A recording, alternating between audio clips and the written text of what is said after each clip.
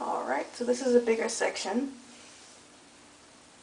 So I always start as close as my roots as possible. Do not start in the middle of the two strands trying to twist your hair because then it won't be tight enough.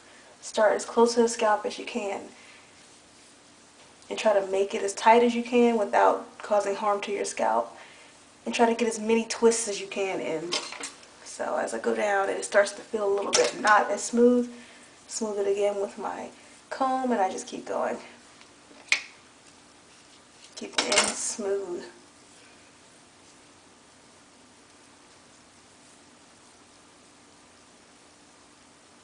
And like I said, this white stuff is going to be gone when it dries. Like I was saying, my memory card ran out. Apologize. Getting your ends smooth, I didn't get that part when I was first trying to do like the twist outs and stuff. And what would happen would be like my hair would be nice and defined, and then the ends would be puffy. So I gotta put some oil on this side. Try to keep your ends as smooth as possible. And I'm gonna do this one kind of, I don't know. Yeah, I guess I'll go this side with this one. I twist my hair in the direction that I want it to lie. So I could twist it going in this direction, but I'm going to twist it going in this direction. And I'm trying to figure out where I want to divide this into two, because I really don't want a real part, but this is going to have to do. Okay, so I've already put the oil on this section. I didn't need to do that on camera because it's just putting oil on it. I put kind of a lot. I try to coat the hair because I don't want to have to keep moisturizing it throughout the week. So I just kind of oil it up real good there. Okay, this I'm going to, instead of going down to the side, it's going to be kind of twisted towards the front. Put my Miss Jessie's on the ends. Or whatever type of gel, or my sister also uses Cantu Shea Butter Leave-In. Some people use Giovanni Direct Leave-In. I've never tried that on my hair, but it smells really nice. And it feels good on Tari's hair, Natural Girl Next Door's hair, when I had did a twist for her. Okay, so remember, start as close to your scalp as possible and work your way down. And you're smoothing your hair as you're going down to keep it nice and shiny, keep it nice and tight. Then as I go down and it's kind of curly, smooth it down. And if I feel like I have too much product, I just kind of squish it off and wipe it on a towel.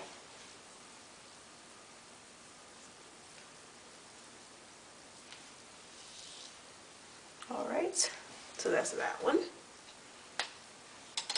And I got this last one, which I'm going to twist going towards this side.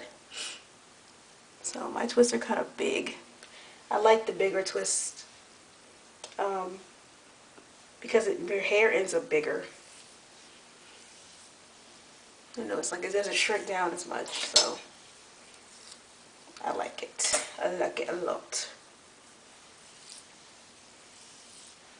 But twist outs are not my usual day-to-day style. I'm going to do it this week because by request I was asked to do this tutorial, so I just decided I would do it. But my usual, or my small two-strand twist, because it seems like my hair holds more moisture throughout the week when it's twisted together versus out and about.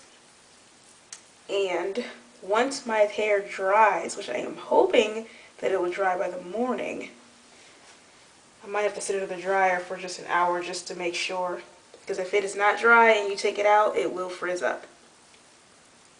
And all of your hard work, all the time you spent sitting there twisting and smoothing, is going to be destroyed in a matter of seconds. Well, depending on where you live. If you live somewhere where it's a more drier climate, then maybe not. But this is just what it looks like. It's just big old twists. Nothing special. And when I go to sleep, I usually put like a scarf over it, and that kind of smashes it down some. because my hair is really thick and I don't want it to be really big. But somebody whose hair is finer, you know, you might not want to smash yours now. You might want to sleep in like a sleep on it or something. And usually once I take this out after it dries, I don't have to retwist it again for about 3 days, 3 to 4 days. And then I'll, instead of washing it again, I'll just get my spray bottle, part it into 5 sections again, spray it, get it real wet, and then twist it up. When I twist it the second time, I do not put more product on it because it's still on your hair. I just add like some oil or something when I retwist it. Another thing, my friend was asking me about her twists being limp, or that her twist outs were not, she didn't have a lot of body in them. And one thing that came to mind was that if you're somebody who blow dried your hair a lot, you might have some heat damage where you lost some of your hair's elasticity, and you might not be getting, because even the ones that are starting to dry, when I stretch my hair out, it boings back up. And by it drying, it's kind of like squeezing these little sections together, and that's kind of like setting the hair. But if your hair, when it dries, does not bounce back or whatever, then it's not going to set as well, and then it's going to be kind of limp. So heat damage can cause you to have having limp looking hair, or not have a lot of body. Another thing that can cause limp hair is just you naturally having really fine hair and using too much product on it. I use a lot because my hair is thick and I like my hair to be kind of weighed down. But if you have finer hair and you put all the oils and the Miss Jessie's and all that, it can kind of weigh your hair down, so that when you take your twist out, it's just kind of like bleh, you know, it's not like a nice big bodacious curly fro. So it's kind of, I can't really tell fine hair ladies what products to use because I don't have fine hair, but it's kind of, you're gonna have to like kind of play around with it.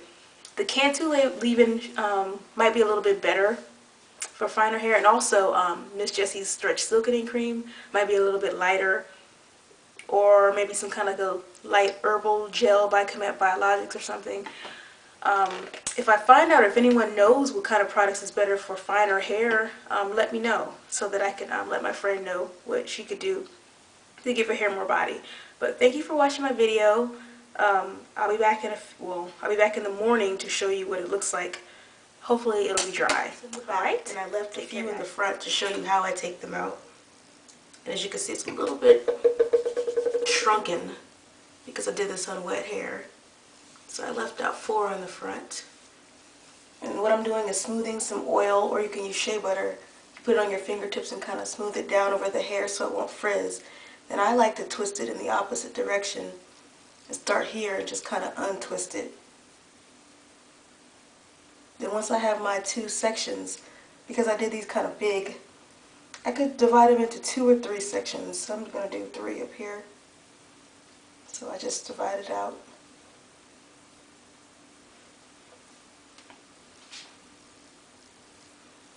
Then this section, I'm just untwisting it, just the opposite of what I did to make it twisted. And then just separating it into a couple sections.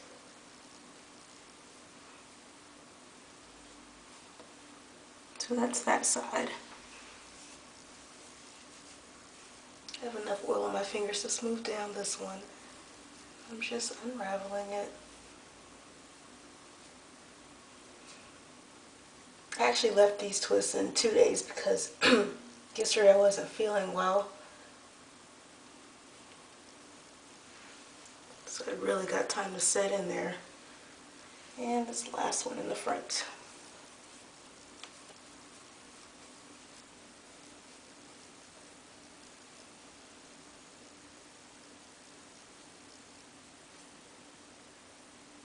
And just be real gentle when you're separating it so that you don't make it frizz. Okay. So this is my twist out with the big huge twists. And again, if you didn't watch the other video, which I'm sure you did because I'm just going to add this one to that one anyways, I did about 7, 8, 10 in the back, 3 and 3, so 16 twists total. Big twists because my hair is thick. but the curl pattern, as you can see, is still kind of small. Excuse me, I don't know what is going on with my voice. So throughout the day, it's going to kind of settle in a little bit, but it'll do. And I just kind of go through and feel where I think it needs to be separated out a little bit more. You know, if you guys have a handheld mirror or something, you can probably look back there. And I just kind of go like this with my roots to kind of separate things out.